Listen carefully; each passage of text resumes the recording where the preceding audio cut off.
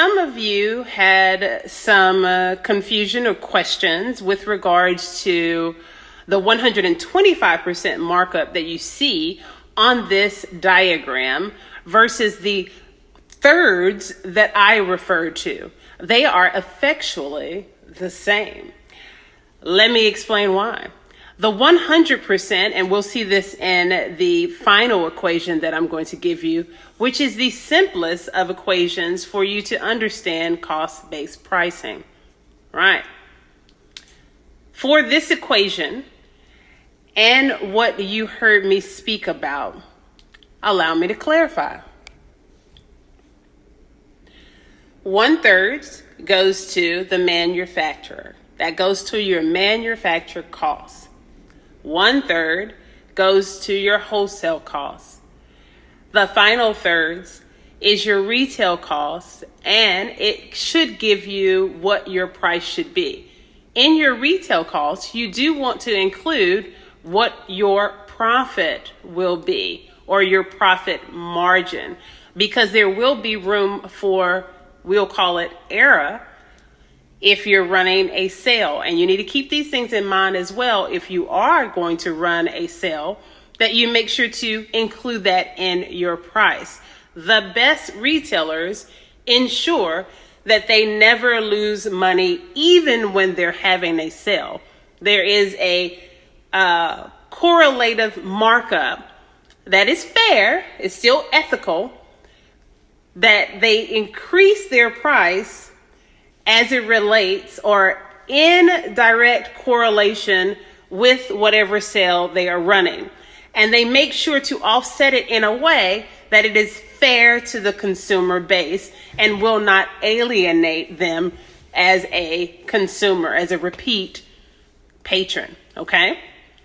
So when you hear those 1/3, you are effectually marking up at each point 100%. Let me say that again. So you got 1/3 for manufacturer costs, 1/3 for wholesale costs, 1/3 for retail costs, which should include your profit. If you'll notice the dresses, they have 125% markup at each point. You'll notice from the last video, I said there should be the $9 because you're working backwards when you talk about the 1/3. So we can start at $27. That's your final price for your dress, if you're using the ethical thirds principle or equation, okay? 1/3 of that, or you're working backwards, so you go 2/3 of that, right? We're talking about $18, correct? So that brings us to what? Wholesale costs. 1/3 would bring us down to the manufacturer cost, and that's the $9. Effectually, 9 plus 9, 9 being a 100% markup from the $9 manufacturer cost, would be your $18 and effectually your 2/3. $18 plus 9 would be that additional markup. You understand? And at that time, it would be effectually a 50% markup. But when you're talking about at each point, it is still yet 100% markup. Okay? They have a 125% markup. None of these markups, quote unquote, are wrong or evil or bad. 125% is also a norm in retail and in consumer pricing. In commerce and commercial pricing. However, when you get to markups that exceed 200%, consumers realize that, consumer psychology says, hey, wait. We get that you have costs. Most consumers generally understand you have to pay, you have to get some of your money back to help pay for the space that you're leasing.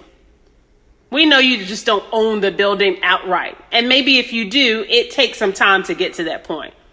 So generally speaking, they know that, the small restaurant down the way is generally not owned by the restaurant owner. It's different. You have the landlord and then you have the restaurant owner. So they know you need to get that back. They know you need to pay for your employees that are serving the meals, providing that service to your customers. They know you got to get that money back. They know you need to pay for the food that you're selling to them. They know that didn't cost, you absolutely nothing.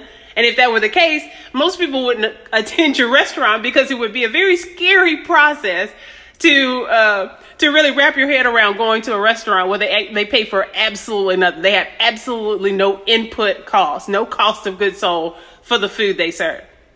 The point I'm making is that the ideal cost-based pricing, in my strong professional opinion, as a doctoral level economist, is to be fair.